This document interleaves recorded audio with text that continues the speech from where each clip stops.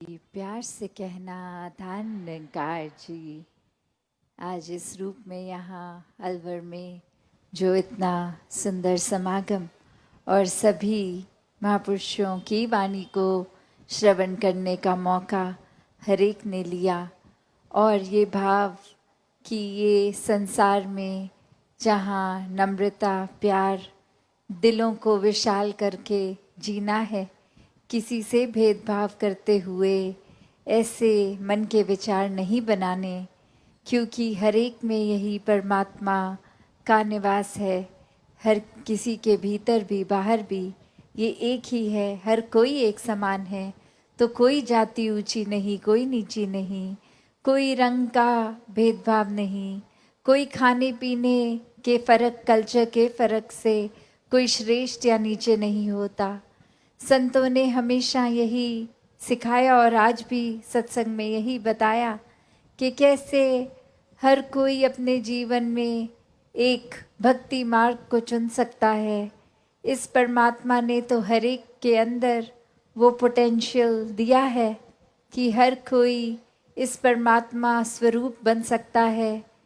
और जैसे अक्सर हम सुनते भी हैं कि इसके विपरीत ऐसे भी एक इंसान हो जाते हैं जिनको हैवान का रूप भी एक दर्जा दे दिया जाता है। तो वही बात है कि ये इंसान के अंदर वो किस रास्ते जाता है, उस पे डिपेंड करता है कि फरिश्ता बनना है या हैवान बनना है। और जिन्होंने भी इस परमात्मा का सहारा लिया, पहले ब्रह्म ज्ञान से इसको देखकर फिर अपने जीवन में अपनाकर इस तरह एक प्रेमा भक्ति का रास्ता जब लिया, तो वाकई ही सिर्फ इस परमात्मा से एकत्व का रिश्ता नहीं बना, बल्कि पूरे संसार से वो एकत्व का भाव बन गया। और कैसे फिर अपने जीवन में संतों ने यही अपना जीवन खुद जी कर दिखाया कि हम काम काज पढ़ाई लिखाई कुछ भी कर रहे हैं, वो सारे काम करते करते भक्ति को, उन कामों को भी भक्ति बना सकते हैं। जिस पल में परमात्मा को शामिल कर लिया, वो मन के भाव वाक्य ही परमात्मा से मन जुड़ गया, तो हर काम ही जिस पल में परमात्मा शामिल है तो वो भक्ति ही बन जाता है। तो कैसे अपने जीवन को हर पल जिम्मेवारियां निभाते हुए भी घर परिवार समाज की एक भक्ति की जा सकती है। कोई अलग समय निकाल के सिर्फ दिन में कुछ देर, तो फिर तो ये कुछ घंटों के ही भक्त हुए, पर वाकई ही भक्त तो पूरे दिन के लिए, पूरी जिंदगी के लिए भक्त होते हैं। तो एक मन में भी हर एक के वो बात रहे कि कैसे हर एक पल में इस परमात्मा को शामिल करना है। मन का जुड़ाव हर पल परमात्मा से ही बना रहे, और कैसे फिर हर एक से प्यार किया जाए। ये जब भी इस परमात्मा से प्रार्थना निकले मन से, ये सिमरन रूप हो, तो हर एक के भले की भाव साथ ही उस परमात्मा के ये एक अरदास में प्रार्थना के कि ये परमात्मा जो हर एक को पाल रहा है, हर एक का भला पहले से ही पता है, जीवन में जो भी हर एक को दिया है, तो ऐसा जीवन हर कोई इस तरह जिए कि कुछ जीवन में अगर अपने नज़रिए से कमी लग भी रही है तो भी ये शुक्राना भाव रहे कि परमात्मा ने पूर्ण ही दिया है, सब कुछ जिस तरह हमारे लिए अच्छा है वैसा ही दिया है। ये शिकायत शिकवे तो कभी भी भक्तों की अवस्था में नहीं होता। ये भाव मन का, ये जुड़ाव मन का, ये प्यार मन से, सब इसी परमात्मा के लिए, परमात्मा से परमात्मा तक। वरना संसार में जिन्होंने अपना रुख इस सच्चाई, इस परमात्मा की ओर नहीं किया, वो तो फिर चिंताओं में ही घिरे रहते हैं। फिर हर पल में उनको शिकायत ही लगती है, मन चिड़चिड़ा सा रहता है, एक भाव मन के फिर कमियां ही ढूंढते हैं। एक बीते हुए कल में जहाँ अच्छे कोई समा निकला, उस तरह उस समय के अंदर ही रहना चाहते हैं, आज को खो देते हैं और वही याद में रहते हैं कि पहले समा बेहतर था, अब कुछ अच्छा नहीं है। या फिर कुछ आने वाले कल को लेकर चिंता में रहते हैं कि ये ऐसा समय आएगा, एक हमारे लिए चीज़ें सुधरेंगी, एक वो भविष्य में ही अपनी सोच को बिठा लेते हैं।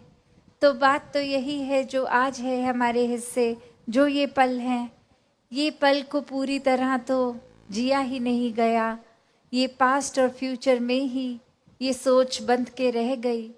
कैसे फिर ये श्वासों का तो कुछ पता नहीं, ये कितने पल की है, इस परमात्मा ने ये सांसें ये कितने समय के लिए रखी है। और कैसे फिर ये ना हो जाए कि ये जीवन जब तक था परमात्मा की ओर ध्यान ही नहीं किया, हर पल में अपने कामकाज पे ही ध्यान, ये संसारिक हर बात पे ध्यान, जो कुछ सालों के लिए ही है, परमानेंट नहीं है, हमेशा रहने वाली नहीं है। तो कभी ये ना हो जाए कि ये जो सदैव रहने वाला परमात्मा, ध्यान इस पे ना करके पर हर ऐसी चीज़ पे किया जो क्षणभंगुर है। तो कैसे इस परमात्मा की ओर ही मुख करना और कैसे अपने जीवन में मानवीय गुणों से जीवन को युक्त कर लेना, क्योंकि इस परमात्मा ने तो सब कुछ जीवन में पहले ही दिया है।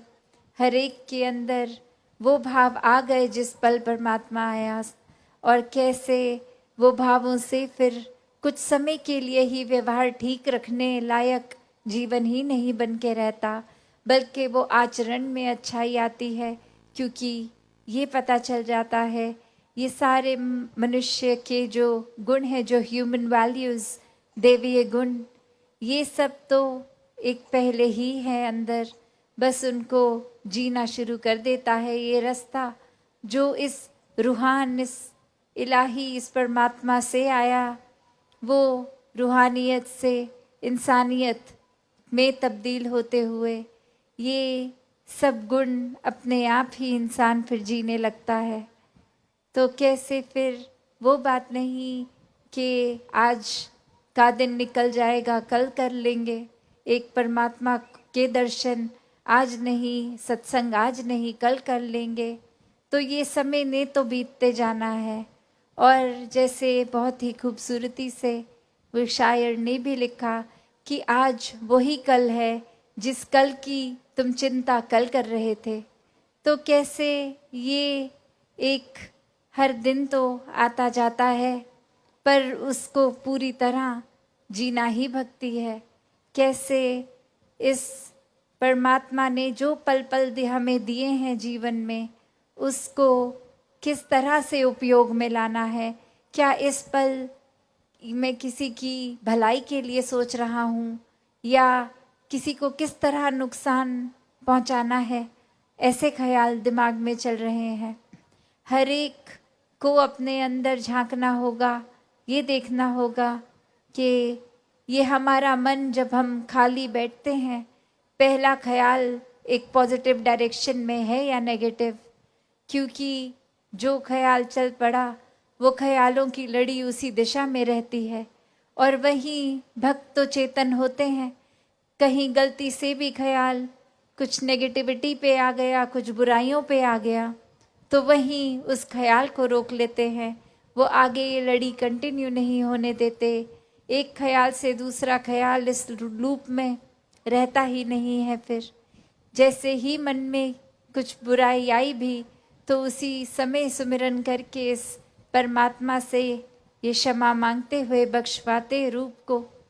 तो ऐसे ही हर कोई अपने जीवन में भक्ति करता जाए, और ये एक उस तरह की अंधविश्वास वाली भक्ति नहीं, ये साक्षात इस परमात्मा को देखकर, इसको मन में बसा के, फिर प्यार का रिश्ता बना के, ना कि कोई भय से कि परमात्मा का नाम नहीं लेंगे तो जीवन में नुकसान होगा, या परमात्मा का नाम नहीं लिया तो कोई धन दौलत कम हो जाएगी।